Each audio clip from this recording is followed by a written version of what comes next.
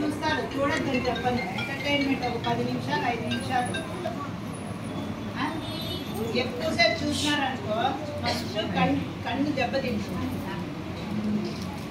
మనం ఈ ప్రపంచాన్ని చూడాలంటే దేని ద్వారా చూస్తాము? అది కన్ను దెబ్బతిన్నాక మనము ఎంత చదవాలనుకున్నా, ఏ పోస్టుకు పోవాలనుకున్నా, మనం ఏమన్నా చేయాలనుకుంటే కూడా కన్నే కదా ముఖ్యం మనకు. ఇప్పుడు మీరంతా బాగా చదువుకొని ఏమేమి అవుతారు? డాక్టర్లు అవుతారా, కలెక్టర్ అవుతారా, సీఎంలు అవుతారా, ఏమవుతారు చెప్పండి?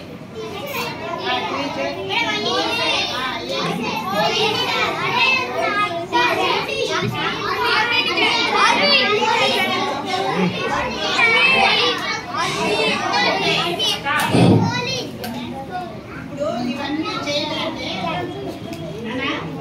ఇవన్నీ చేయాలంటే ఏం కావాలి? ఫస్ట్ మనం చదువుకోవాలి కదా. చదువుకోవాలంటే ఏది ముఖ్యం మనకు? కన్ను ముఖ్యం, అవునా? మనం ఏం చేస్తాం? ఇంటికి పోయినాక ఇంటికి పోతాను బ్యాగ్ ఇసిరాడు పడేసి అమ్మ బ్యాగ్లో ఉండే సెల్లో, నాన్న దగ్గర ఉండే సెల్లో ఎత్తుకొని చూస్తా కూర్చుంటాం, అవునా కదా? ఒప్పుకుంటారా ఒప్పుకోరా? ఒప్పుకుంటారు కదా. కరెక్టే, మనం చేసే పని కరెక్టే.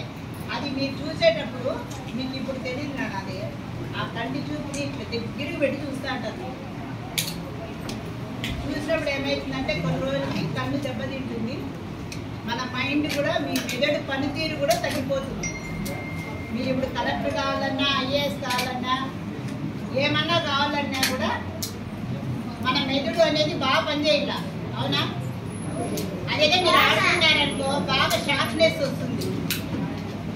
ఆడుకున్నారంటే మీ మైండ్ బాగా షార్ప్గా పనిచేస్తుంది. పిల్లలతో ఆటలాడుకోండి, బయట ఆడుకోండి. అంటే బయట అంటే రోడ్ల మీదకి వచ్చేసేసి అట్లా పనులు చేయకుండా ఇంట్లో ఉండే కూడా ఆడుకోండి. అంటే మన మెదడుకు పదును పెట్టే పనులు చేసుకోండి.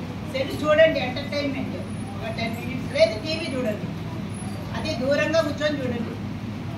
మేడం వచ్చి ఏంటందో చెప్తాను చెప్పుకోవద్దండి. మీరు ఒక తల్లిగా నేను చెప్తాను ఇది, సరేనా? మా బాబుకి కూడా ఇదే చెప్తాను నేను. మీరు ఏం కావాలనుకున్నా ఇప్పటి నుంచినే 6th క్లాసు 7th క్లాస్ నుంచి మేము కలెక్టర్ కావాలను, డాక్టర్ కావాలను అని దానికి తగినట్టు మీ అమ్మ నాన్నకి చెప్పిమ్మా నేను ఇది చదవాలనుకుంటున్నాను అంటే వాళ్ళు మీకు దానికి తగినట్టు చదివిస్తారు. టీచర్లు కూడా